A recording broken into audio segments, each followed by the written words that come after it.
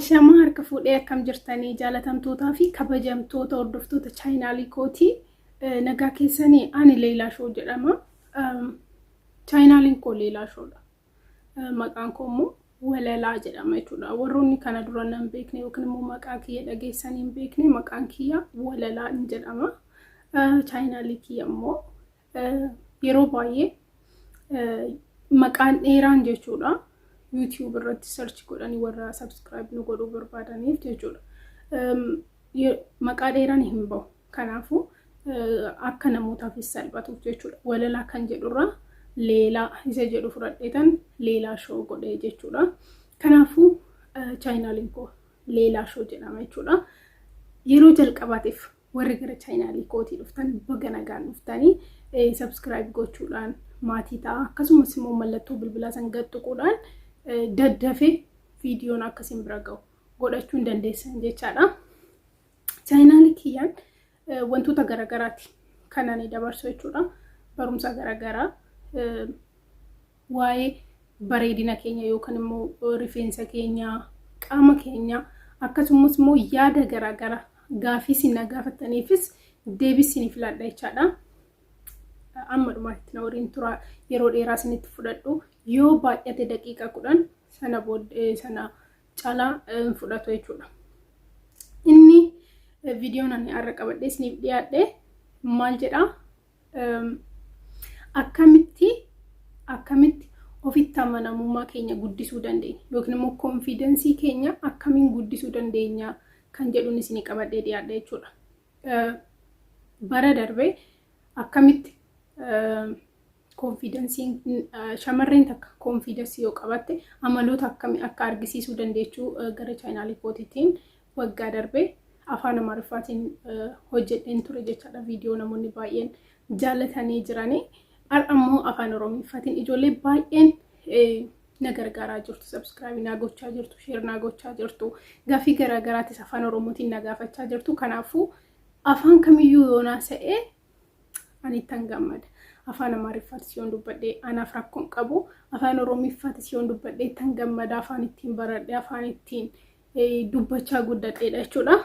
Kanaafuu afaan lama dubbachuun koo isin hin aarsiin. Warri aarta yoo jiraatan asumatti dhiifama isin gaafadha. Namni hundinuu yaada garaagaraa qaba miti. Fakkeenyaaf namni afaan Amaariffaa dubbachuu koo jibbu jira. Kanaafuu namni hundumaa immoo yeroo tokkotti gammachiisuun hin danda'amu. Kanaafuu akkanaarree hunduma keessan sinan jaalladha, sinan kabaja guddaa isiniif qaba. Keessattuu warra subscribe na gootanii commentii na barreessitanii yaada keessan naaf qoodan baay'ee isin jaalladha, baay'ee isin kabaja. Gara viidiyoo kiyyaatti deebi'aa jechaadha.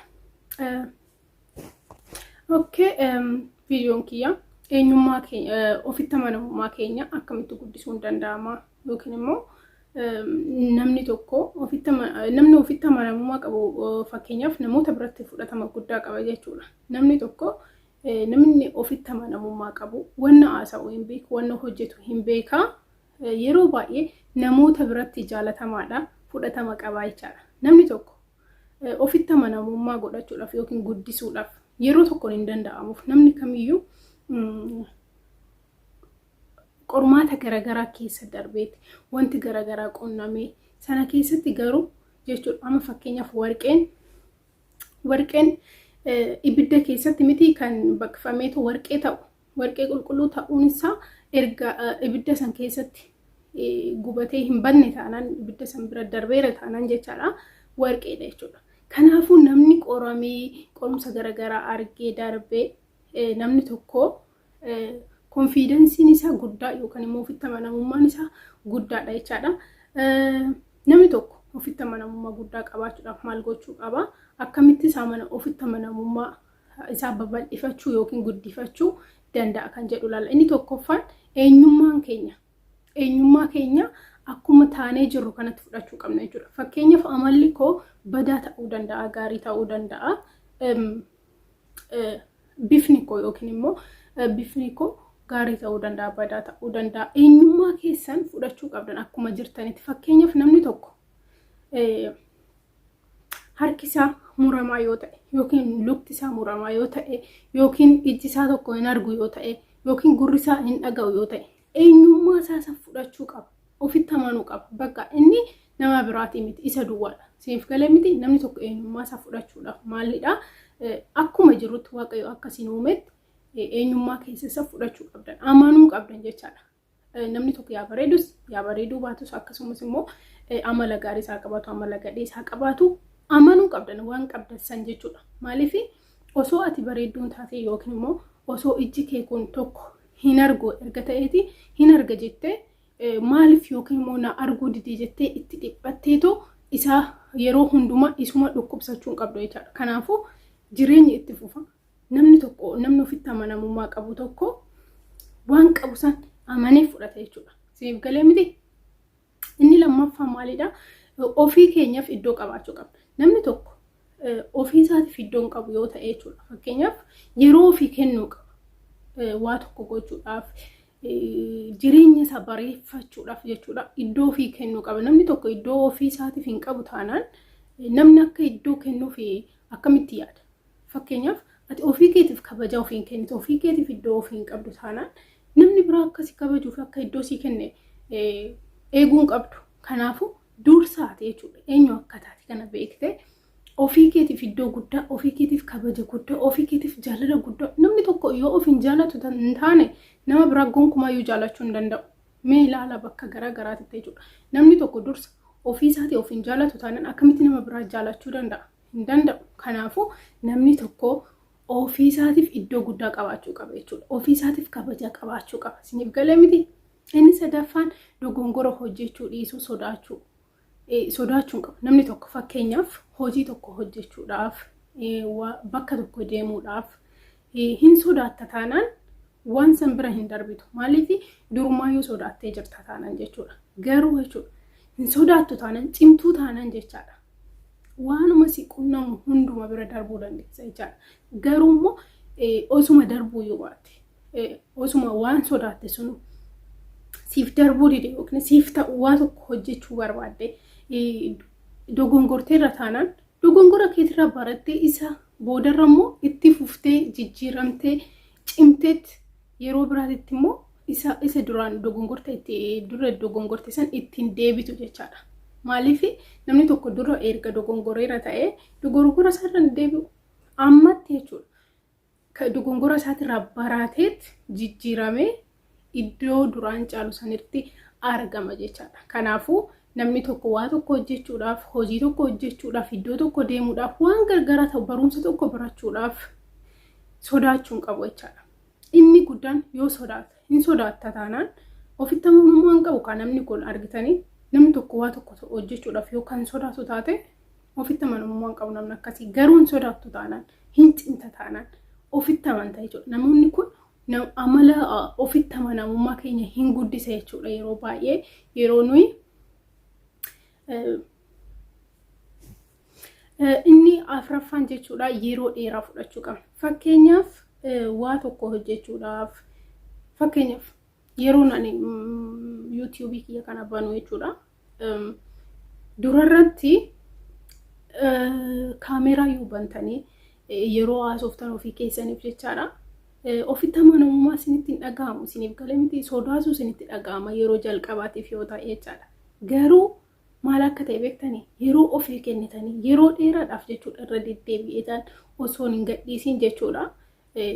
Viidiyoo garaagaraa hojjedhee mastaawotii bira deemee yookiin ofitti naasa'a jechaadha. Isiniif galee miti yeroo dheeraa natti fudhateera akkanatti gadi ba'eetoo dubbachuu kootiif jechaadha. Kanaafuu hojii kamirrattu barsiisaa ta'uu dandeessanii, dooktorii ta'uu dandeessanii, bakkee barumsa garaagaraa barachuu dandeessanii.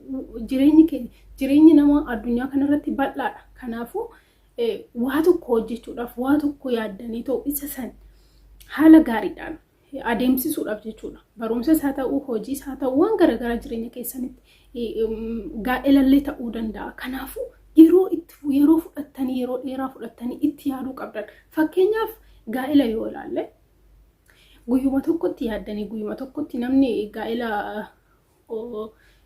diggifateetoo nama heerumu jira hin jiru. Maaliif itti yaaduu piroosesii garaagaraatu barbaachisa. Amanuu qabna. waan nu qunnamuudhaaf ta'u yookiin gara fuulduraatti nu qunnamu yaadu amannee fudhannee itti deemuu qabna jechuudha. Kanaafuu maaltu nu barbaachisa? Yeroo guddaa fudhannee waa tokko hojjechuudhaaf yookiin immoo gara gaa'ela keenyaatti deemuudhaaf, gara barumsa keenyaatti deemuudhaaf, gara hojii keenyaatti deemuudhaaf, waa tokko hojjechuudhaaf yeroo dheeraa fudhannee itti yaadnee itti amanuu qabna jechuudha. Kunillee ofitti amanamummaa keenya guddisuudhaaf nu gargaara jechuudha. Inni shanaffaan maalidha? Beekumsa qabaachuu qabna. Waa tokko hojjechuudhaaf yookiin immoo fakkeenyaaf ani yeroo viidiyoo kana hojjedhu Google keessa galee waa garagaraa laalee, kitaaba garagaraa laalee yookiin immoo akkuma viidiyoo garagaraa laalee waa garagaraatiirraa barumsan argadhu kanan isiniif sheerii godha jechuudha. Experiencenis jiraachuu danda'a. Fakkeenyaaf jireenya kiyya keessatti waa hedduu argeen jira amma umurii kiyya kana keessatti jechaadha.